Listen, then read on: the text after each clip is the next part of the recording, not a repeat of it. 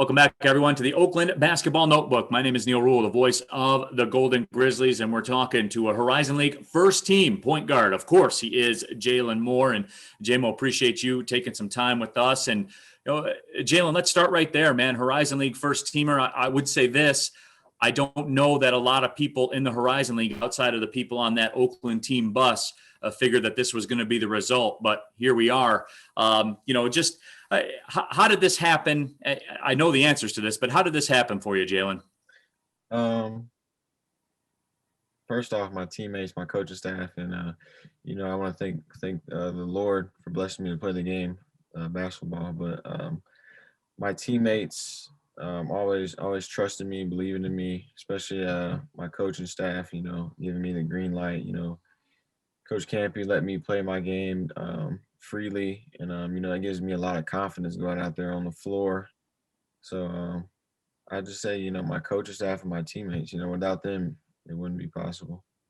Yeah, and you're a pretty cool, calm, and collected guy out there on the basketball court. But I would imagine even you probably felt some pressure at some times. I mean, Coach Campy basically just flipping you the car keys to the offense and saying, "All right, Jalen, drive the car." Do you ever feel pressure, Jalen? Because I don't know by looking at you, but do you?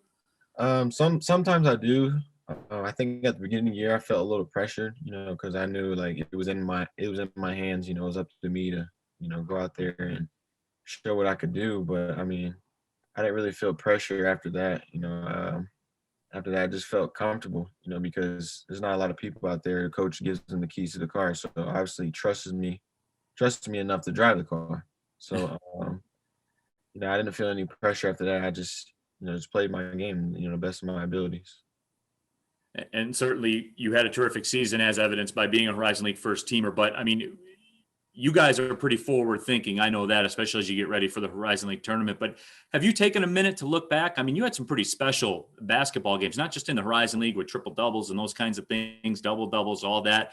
But I mean, you guys went into, some pretty sacred places in college basketball, and the Chrysler Center and Breslin Center and Oklahoma State and all that. I mean, and you guys put up numbers, man. You in particular, you put up numbers against some of the best basketball teams in the country. Do you ever look back on that, or is that something you do after the season's over? That's something I do after the season. I try not to look at that during the season because that can be distracting to some players, and I try not to look at that stuff during the season. I'll take a look at that after the season once we go to March Madness. I like the confidence, man. I like the confidence. But speaking of that, you guys now ready to roll. You don't know who you're playing as of this second, but you will know come Tuesday night, certainly at the arena on the blacktop when you guys play in the quarterfinals of the Horizon League tournament.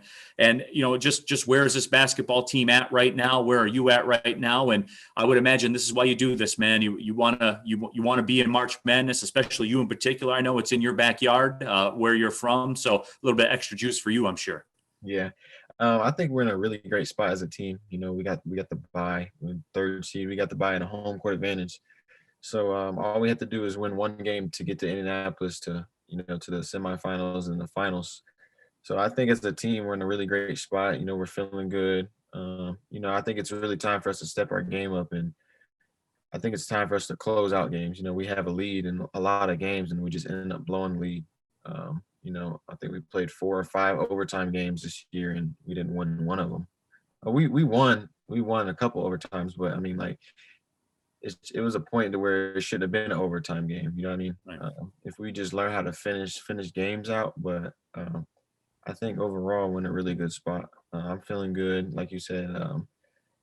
Me being from Indianapolis, it's a huge basketball state. So March Madness is huge in our state. So I want to get the opportunity to go there and play. Jalen, before I let you go here, there is one thing I did want to talk to you about, because you do this and it strikes me as somebody that's been around college basketball, going over a decade right now, becoming an old head myself. But you rip right into the film right after the game.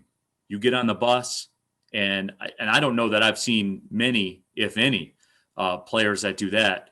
You get on the bus right after the game, directly after the game, and you bust out the laptop. You got the film loaded on there. You're going over it and over it and over it. You are driven, man. I mean, where does that come from?